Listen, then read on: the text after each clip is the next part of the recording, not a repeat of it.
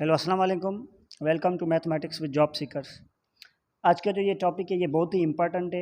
Job में किस तरह से सेट में से क्वेश्चन आ सकते हैं, ठीक है। जो पॉसिबल क्वेश्चंस है या वे है जिस तरह से कोई भी मैथमेटिक्स सेक्शन में क्वेश्चंस कोई भी जॉब की टेस्ट में आ सकते हैं। और कोई भी जो सर्विसेज हैं, जो टेस्टिंग सर्विसेज होती हैं, वो किस तरह से मैथमेटिक्स से सेट में से क्वेश्चंस निकाल सकती हैं, ठीक है। आज हम यहाँ से स्टार्ट करते हैं। ये बहुत इंपॉर्टेंट है, इसको स्किप नहीं करना है, लास्ट तक आपने देखना है, ठीक है। फिर आपको मालूम होगा कि ये कितना इंपॉर्टेंट आज का जो ये सेक्शन था, ठीक है। अब हमारे पास क्वेश्चन नंबर 1 है। क्या कहता है? If A and B are equal. जब ए और बी इक्वल है, इक्वल कब होते हैं? जब ये दोनों के एलिमेंट जो है वो एक जैसे और एक जितने होते हैं। Then which of the following is let suppose true. इसमें से कौन सी चीज़ ट्रू है? अब देखें यहाँ पर ए सेमेटिक डिफरेंस बी, सॉरी ए डिफरेंस बी लेंगे तो ए डिफरेंस बी में क्योंकि दोनों इक्वल है तो डिफरेंस में इस तरह का जो कॉमन एलिमेंट है वो हमने काटने होते हैं। जब बाकी जो बचते हैं अगले सेट में वो हमने रखने होते हैं, ठीक है। जब दोनों हैं ही इक्वल तो इसका मकसद है जितने इसमें इसमें वो तो सेम सेम कट जाएंगे तो कुछ भी नहीं बचेगा, तो नल सेट आ जाएगा। और दूसरा है बी सेमेटिक डिफरेंस, ए सेमेटिक डिफरेंस बी। हमें मालूम है कि सेमेटिक डिफरेंस में हम क्या करते हैं, जो दोनों में सेम होते हैं उनको हमने क्या करना होता है, सबट्रैक्ट करना होता है, सॉरी काटना होता है जो कॉमन एलिमेंट होते हैं। बाकी जो दोनों में बच जाते हैं ए और बी में वही हम रखते हैं। तो जबकि दोनों हैं ही लेट सपोज इक्वल कंडीशन में, तो इसका मकसद ये होगा कि दोनों में कोई भी ऐसा बाकी नहीं बचेगा, सारे के सारे कॉमन में कट जाएंगे तो नल सेट आ जाएगा हमारे पास। तो इस हिसाब से ये दोनों जो ऑप्शन है ए और बी दोनों करेक्ट, इसलिए हमने क्या टिक किया हुआ है, बोथ पे टिक किया हुआ है, ठीक है। Question number 2। अगर ए हमारे पास नल सेट है और बी हमारे पास नल सेट नहीं है, इसका मकसद इसमें कोई ना कोई एलिमेंट ज़रूर होगा। देन तो इनमें से कौन सी चीज़, कौन सा ऑप्शन, कौन सी कंडीशन ट्रू है? अब जबकि ए जो है वो नल सेट है और बी जो है वो नल सेट नहीं है, तो इसका मकसद ये होगा जब हम उनका सेमेटिक डिफरेंस लेंगे नल सेट तो कभी भी नहीं आएगा, क्योंकि जो सेम एलिमेंट वो काटेंगे, बाकी जो दोनों में बचेंगे वो रखेंगे। जबकि ये तो नल सेट है, ये नल सेट नहीं है, तो नल सेट और नल सेट जो नहीं होगा उसमें कोई भी हम कॉमन एलिमेंट होगा नहीं, कटेगा कुछ भी नहीं। तो फिर जो बी के बाकी जो सारा का सारा बी सेट बचेगा वही रखेंगे। अगर यहाँ पर बी के इक्वल होता तो ये ऑप्शन भी करेक्ट होता, ठीक है। यहाँ पर बी के इक्वल नहीं है, ठीक है। Number B. अब जबकि ए जो है नल सेट है, बी जो नल सेट नहीं है, जब हम ए से बी का डिफरेंस लेंगे तो ए नल सेट है, इसमें कोई भी एलिमेंट नहीं है। बी जो है वो नल सेट नहीं है, उसमें कोई ना कोई एलिमेंट मौजूद है।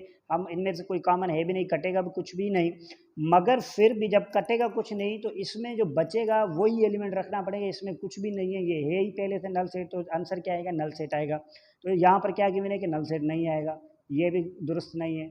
उसके बाद नंबर सी है, बी में से ए को डिफरेंस करना है। बी जो है वो नल सेट नहीं है, ए जो है वो क्या है? नल सेट है। जब हम बी में से ए को काटेंगे, इसका मकसद है जो सेम एलिमेंट्स है वो कट जाएंगे, तो सेम है ही नहीं, ये तो नल सेट है। तो सारे का सारा बी जो है वो आंसर आएगा। या यहाँ पर इस तरह भी आ सकता है, देखें यहाँ पर क्या कह रहा है कि ये इक्वल है ए सेमेटिक डिफरेंस बी के। क्या इसके इक्वल हो सकता है? जी बिल्कुल इक्वल हो सकता है, क्योंकि देखें ए और बी दोनों में कोई भी कॉमन एलिमेंट नहीं है। सेमेटिक डिफरेंस में से हम इसको भी रखते हैं, इसके भी एलिमेंट रखते हैं, दोनों के जो बच जाते हैं कॉमन काटते हैं, दोनों के जो बाकी के एलिमेंट बच जाते हैं वही रखते हैं। कि यहाँ पर ये तो नल सेट है, ये नल सेट है नहीं, तो कटेगा कुछ भी नहीं क्योंकि इसमें सेट के एलिमेंट है ही नहीं। तो बचेगा क्या? बी का ही बचेगा। तो इसका मकसद ये होगा बी डिफरेंस ए इक्वल हो जाएगा ए सेमेटिक डिफरेंस बी के। तो इस हिसाब से ये जो सी ऑप्शन है वही करेक्ट रहेगा। इसका भी जो आंसर है वो बी आएगा, ठीक है। इसका जो आंसर है वो भी बी ही आएगा। तो दोनों इक्वल हो गए, तो इसका मकसद ये हुआ कि इसका ऑप्शन जो है सी जो है वही करेक्ट रहेगा, ठीक है। अब कंडीशन क्या थी कि ए जो है नल सेट है और बी नल सेट नहीं है। अब आप क्वेश्चन नंबर 3 पे आए। इसमें क्या कहता है कि ए इक्वल है बी के, और ये दोनों किसके इक्वल हो गए? Null set. यानी कि इसका मकसद ये है कहने का कि ए भी नल सेट है यानी इम्पटी सेट है, बी भी इम्पटी सेट है। देन नंबर ऑफ एलिमेंट ए में कितने होंगे? अब जबकि है ही इम्पटी सेट ए, तो दोनों में नंबर ऑफ एलिमेंट जो है वो तो एक तो जहन में रखें तो कोई भी एलिमेंट इसमें नहीं होगा, यानी कि नंबर ऑफ एलिमेंट जीरो हो जाएंगे। तो क्या ये इक्वल होगा नंबर ऑफ एलिमेंट बी के? जी बिल्कुल इक्वल होगा। क्यों? क्योंकि जब ये दोनों एक इक्वल है तो इनके नंबर ऑफ एलिमेंट भी सेम हो जाएंगे, और दोनों के जबकि दोनों नल सेट है तो दोनों के जीरो हो जाएंगे। एक नंबर 2 जो सेकंड ऑप्शन है बी, उसमें क्या है कि ए डिफरेंस बी, जबकि है ही दोनों नल सेट, दोनों में कोई कॉमन एलिमेंट है नहीं, कटेगा कुछ भी नहीं, अगर होता फिर भी कटता, है ही कुछ नहीं। तो इसके भी नंबर ऑफ एलिमेंट क्या आ जाएंगे? सेम हो जाएंगे, वो भी जीरो हो जाएंगे। अब सेमेटिक डिफरेंस लेंगे वो भी जीरो ही हो जाएंगे क्योंकि है कुछ भी नहीं। नहीं इसमें कोई एलिमेंट नहीं, इसमें कोई एलिमेंट है, सिमेट्रिक डिफरेंस में भी नल सेट आएगा, तो इसका भी नंबर ऑफ एलिमेंट जीरो हो जाएगा, इसका भी नंबर ऑफ एलिमेंट जीरो, इसका भी नंबर ऑफ एलिमेंट जीरो, इसका भी नंबर ऑफ एलिमेंट जीरो। तो ये तीनों इस कंडीशन में ये जो गिवन है उसके उसके उसके हिसाब से इक्वल हो रहे हैं, तो इसका मकसद ऑल ऑफ दिस जो है ऑप्शन वो ही करेक्ट है। ठीक है। अच्छा क्वेश्चन नंबर 4 में अब क्या कह रहा है, कंडीशन चेंज है कि भाई आपके पास जो ए है वो प्रॉपर सबसेट है, बी का प्रॉपर सबसेट कब होता है, जब ए के सारे एलिमेंट बी में मौजूद हो मगर बी में कम से कम एक ज़्यादा एलिमेंट होना चाहिए, एक्स्ट्रा एलिमेंट होना चाहिए। तो जब ए के सारे एलिमेंट बी में अंदर है, तो इसका मकसद जब हम इनका ए से डिफरेंस लेंगे बी का, तो सारे कॉमन एलिमेंट क्योंकि ए के बी में मौजूद है वो कट जाएंगे, तो बचेगा कुछ भी नहीं ए में से, तो नल सेट आंसर आ जाएगा। तो क्या ये किसके इक्वल होगा इस ऑप्शन में से? ऑप्शन नंबर ए है, देखें अगर दोनों के सेम एलिमेंट है वो हम काटते हैं, ठीक है, क्योंकि सेमेटिक डिफरेंस में भी हम वही करते हैं, तो सारे एलिमेंट जो ए के वो कट जाएंगे क्योंकि वो एक बी के अंदर मौजूद है, गिवन कंडीशन के हिसाब से प्रॉपर सबसेट है उसका, तो ये भी नल सेट आएगा। उसके बाद ये भी नल सेट है। अब बी में से अगर ए हम काटेंगे, बी में से बी बी में से सॉरी यहाँ पर ये जो ऑप्शन नंबर ए ये नल सेट नहीं आएगा, सॉरी, ठीक है। क्यों नल सेट नहीं आएगा, क्योंकि ए और बी में हम जो कॉमन एलिमेंट वो काटते हैं, बाकी जो दोनों में बचते हैं वो रखेंगे, तो यहाँ से क्या होगा कि ए के सारे एलिमेंट बी में मौजूद है वो तो कट जाएंगे, मगर बी का कम से कम एक ऐसा एलिमेंट होगा जो ज़्यादा होगा वो बच जाएगा। इसका मकसद ये नल सेट कभी भी नहीं आएगा, ठीक है, ये नल सेट नहीं आएगा, पहले वो मिस्टेक, ठीक। अच्छा अब ये नल सेट आएगा, जी बिल्कुल नल सेट आएगा, ठीक है, क्योंकि इसके सारे एलिमेंट इसमें मौजूद है तो ये कट जाएंगे, तो ए में से कुछ भी नहीं बचेगा, डिफरेंस में नल सेट आएगा। और सी जो ऑप्शन है उसमें क्या कह रहा है, बी डिफरेंस ए। अब बी और ए के सारे एलिमेंट जो है बी में मौजूद है, तो यहाँ पर बी और ए के कॉमन एलिमेंट कट जाएंगे, बाकी एक कम से कम बचेगा जो इसमें रहेगा, ठीक है। ये भी नल सेट इसके इक्वल नहीं होगा, क्योंकि इसका नल सेट आंसर आ रहा है वो इसके इक्वल नहीं होगा, तो इसका मतलब ये हुआ कि जो ऑप्शन नंबर बी है वही सही है, ठीक है। अब यहाँ पर जो है ये चीज़ हमने प्रीवियस लेक्चर में की हुई है, अगर आपने प्रीवियस लेक्चर नहीं देखा है तो पहले आप वो देखें और उसके बाद इस चीज़ पर आएँ, ताकि आपको आसानी से समझ आ जाए कि ये किस तरह से प्रोसेस वर्क कर रहा है, ठीक है। अब हमने ये कहा था कि भाई आपके पास अगर नंबर ऑफ कॉम्प्लीमेंट्स इवन होंगे तो ये ए के इक्वल हो जाएगा, अगर नंबर ऑफ कॉम्प्लीमेंट आड होंगे तो वो ए कॉम्प्लीमेंट के इक्वल आ जाएगा, ठीक है। अब इसमें नंबर ऑफ कॉम्प्लीमेंट कितने, 1 2 3 4, 4 क्या है, इवन नंबर है, तो इसका मकसद ये हुआ कि ये ए के इक्वल हो जाएगा, तो ये भी ऑप्शन सही है। इस तरह नहीं कर भाई आपको ऑप्शन मिल जाए तो फटाफट आप आंखें बंद करके इसको टिक कर दें। आगे भी देखें अगर कोई ऐसा तो नहीं है ऑप्शन के जो 2 या उससे ज़्यादा बी उसको सेटिस्फाई कर रहे हो, ठीक है। अब हम बी की तरफ आते हैं, तो बी तो नहीं बनेगा, ये कॉम्प्लीमेंट तब बनता है जब उसके ऊपर कॉम्प्लीमेंट जो है उसकी तादाद जो है ऑड होनी चाहिए, ये तो नहीं बनेगा। अच्छा उसके बाद सी जो है ये बन सकता है, क्योंकि इसमें कॉम्प्लीमेंट कितने हैं, 2 हैं, 2 क्या होते हैं, इवन होते हैं, जब 2 इवन है कॉम्प्लीमेंट की तादाद तो ये भी ए के इक्वल होगा, ये भी ए के इक्वल होगा, तो इसका मकसद ये भी ए के इक्वल है, ये भी ए के इक्वल, ये जो है ए के इक्वल है और ये भी ए के इक्वल है, इसका मतलब ये दोनों करेक्ट हैं, ये दोनों ऑप्शन सही है। तो हम क्या किसको टिक करेंगे, बोथ ए एंड सी जो ऑप्शन है डी वाला हमारा वो ही ट्रू होगा। अच्छा उसके बाद नंबर 6 पे देखें, 6 पे क्या कह रहा है कि यूनिवर्सल सेट है, हम उसका अगर कॉम्प्लीमेंट निकालें तो क्या होगा। देखें हम क्या करते हैं, यूनिवर्सल सेट में से जिसका भी हमने कॉम्प्लीमेंट लेना होता है उसको यूनिवर्सल सेट में से डिफरेंस लेते हैं। अब जबकि हमें कॉम्प्लीमेंट यूनिवर्सल सेट का लेना है, तो यूनिवर्सल सेट को यूनिवर्सल सेट से डिफरेंस लेंगे तो बचेगा क्या, कुछ भी नहीं, सारे एलिमेंट खत्म हो जाएंगे, हमारे पास नल सेट आएगा, ठीक है। अगर आप यूनिवर्सल सेट में से यूनिवर्सल सेट को डिफरेंस लेंगे तो क्या आएगा, आप इस तरह नहीं करें, ठीक है, ये सिंपल अलजेब्रा हो जाएगी, इस तरह नहीं करें। आपके पास कोई भी लेट सपोज यहाँ पर यूनिवर्सल सेट गिवन होगा, उसको आप डिफरेंस करेंगे, उसी यूनिवर्सल सेट में से सारे के सारे एलिमेंट जो होंगे कॉमन वो कट जाएंगे, क्या बचेगा, नल सेट बचेगा। तो इसका मकसद ये हुआ कि यूनिवर्सल सेट का जो कॉम्प्लीमेंट है वो क्या आएगा, नल सेट। ए नहीं, यूनिवर्सल सेट भी नहीं, यहाँ पर सी जो ऑप्शन है वो करेक्ट है, ठीक है। अच्छा 7वें पे आए, अब क्या होगा अगर आपके पास नल सेट है, इस तरह हो या इस तरह कोई फर्क नहीं रखता, इसको फाइव बोलते हैं, वैसे सेट में नल सेट बोलते हैं, ठीक है।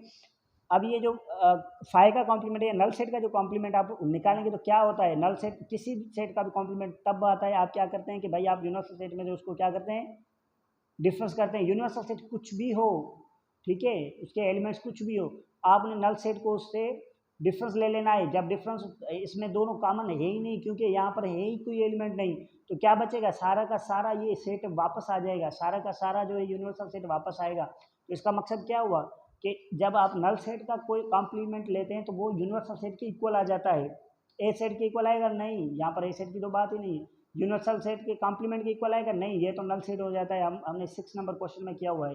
क्या ये नल सेट आएगा? नल सेट भी नहीं आएगा, क्योंकि वो सारा यूनिवर्सल सेट आ रहा है। तो option number D is correct, ठीक है, ऑप्शन नंबर डी जो है वो सही है। अब आए ऑप्शन नंबर डी की तरफ। ऑप्शन नंबर डी क्या कहता है कि which of the following is De Morgan's law, which of the following is De Morgan's law. De Morgan's laws कौन से हैं? ए यूनियन बी, उसका होल कॉम्प्लीमेंट बराबर है ए के ऊपर अलग कॉम्प्लीमेंट, डी के ऊपर अलग कॉम्प्लीमेंट, बीच में यूनियन नहीं, ये तो सेम नहीं होना चाहिए ना, ये सेम नहीं होना चाहिए। यहाँ पर यूनियन है, यहाँ पर इंटरसेक्शन होगा, यहाँ पर इंटरसेक्शन है, यहाँ पर यूनियन होना चाहिए। उसका मतलब ये तो ठीक नहीं है, ये ऑप्शन करेक्ट नहीं है, ठीक है। A intersection B whole complement, ये कॉम्प्लीमेंट ए के ऊपर अलग, बी के ऊपर अलग, बीच में जो इंटरसेक्शन थी किसमें चेंज हो गई? यूनियन में। ये तो ऑप्शन सही है, ये ऑप्शन सही है। आगे देखें क्या और भी ऑप्शन सही हो सकता है, ठीक है। अब यहाँ पर देखें A union B intersection C, क्या ये इसके इक्वल होल कॉम्प्लीमेंट? ये होल कॉम्प्लीमेंट दिया हुआ है, होल कॉम्प्लीमेंट क्या इसके बराबर हो सकता है कि ए यूनियन बी इसके ऊपर कॉम्प्लीमेंट और सी के ऊपर अलग कॉम्प्लीमेंट है। जो यहाँ पर जो इंटरसेक्शन थी वो किस में कन्वर्ट हो गई? यूनियन में। तो ये भी हो डी मॉर्गन्स लॉ की तरह लगता है, क्या है या नहीं है? है। क्यों? आप क्या करेंगे, ए यूनियन बी जो है इसको आपने एक कंसिडर करना है, एक ही सेट कंसिडर करना है, यहाँ पर दो सेट नहीं है। आपने कंसिडर ये करना है कि यहाँ पर एक सेट ये है, ठीक है, एक सेट ए यूनियन बी का है, क्योंकि हमें मालूम है कि जब हम इनकी यूनियन करेंगे तो हमारे पास कोई ना कोई एक सेट आएगा, उसका नाम ए यूनियन बी होगा। ये एक सेट कंसीडर करें, ये दूसरा वाला सेट सी है। तो हम क्या करते हैं, ये जो कॉम्प्लीमेंट है इसके ऊपर एक के ऊपर अलग दे देते हैं यूनियन बी के ऊपर, और सी के ऊपर अलग दे देते हैं। जो ये इंटरसेक्शन है बीच में, ये किस में कन्वर्ट हो जाएगी? यूनियन में। तो इसका मतलब ये भी डी मॉर्गन्स लॉ को होल्ड करती है चीज़, तो ये भी डी मॉर्गन्स लॉ है। तो इसका मतलब ये हुआ बी भी करेक्ट है ऑप्शन, हमारे पास सी भी करेक्ट है ऑप्शन। तो यहाँ पर डी देखें, बोथ बी एंड सी जो ऑप्शन गिवन है ये हमारे पास सही है, आपने इसको टिक लगाना है। तो ये थी आज की हमारी वीडियो। मगर इसमें जो हमने जो फर्स्ट क्वेश्चन से लेकर जो हमने लास्ट 8 क्वेश्चन तक किए हैं एमसीक्यूज, आपने क्या करना है, यहाँ से कॉन्सेप्ट उठाना है कि किस तरह से वो क्वेश्चन आएंगे। मगर मैं आपको हाईली रिकमेंड करूँगा, कुछ भी हो जाए, कुछ भी हो जाए, क्वेश्चन नंबर 5 से लेकर क्वेश्चन नंबर 8 तक ये चारों एमसीक्यूज बहुत ही इंपॉर्टेंट होते हैं। इनको किसी भी तरह से जाने नहीं देना है। इसमें से कोई ना कोई आ जाता है किसी ना किसी टेस्ट में। अगर सेट में से कोई भी आया तो इसमें से ज़रूर आता है, या ये वाला आता है इस तरह का, या ये वाला आता है, या ये वाला, या ये डी मॉर्गन्स लॉ पूछता है कि भाई इसमें से डी मॉर्गन्स लॉ कौन सा है, ठीक है। ये जो एमसीक्यूज है 5, 6 और 7 और 8, ये जो है कॉम्प्लीमेंट, डिफरेंस और सेट में से मिस नहीं होना चाहिए, ठीक है।